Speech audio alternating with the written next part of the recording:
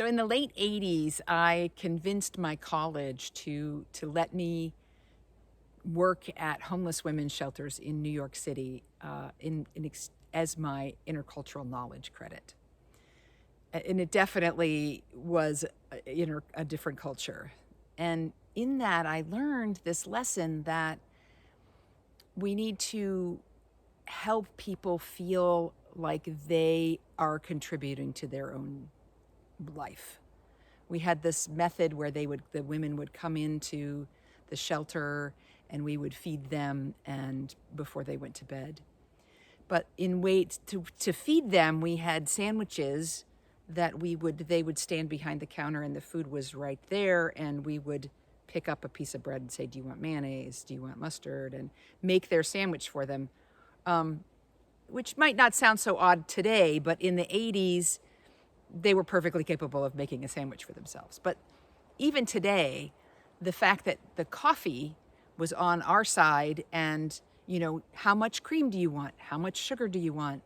And it made the women feel even more helpless, even more needy. And, it wasn't the helper's fault in that. They were women who really wanted to make a difference. They really wanted to help these homeless women and make a difference in their life. And I've learned that in order to be a giver, like we all want to be givers. This last weekend, we had a fantastic summer camp.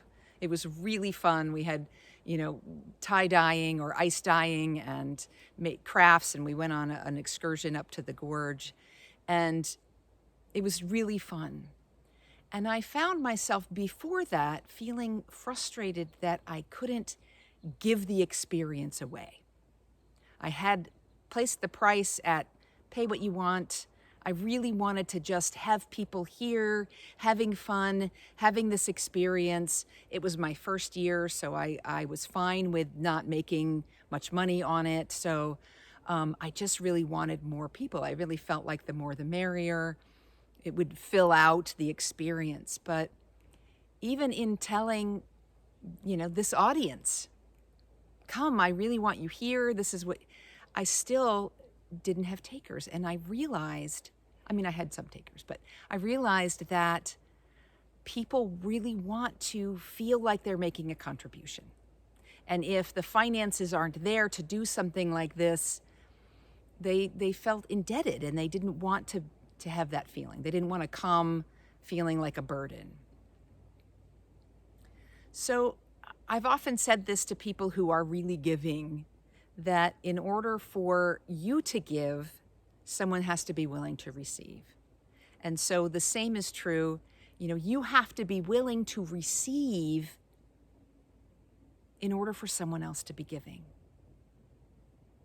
We all want to feel like we make a difference in the world. We all want to, add our contribution, help someone up. And part of that is also receiving, letting someone else help you, even though it feels vulnerable and it feels needy. If you're in a place that needs assistance, being willing to ask for it. Being willing when someone says, what can I do for you? You've just gone through this big event. How can I help you? To really give them an honest answer and say, well, I really could use some companionship this afternoon. I could really use a walking buddy.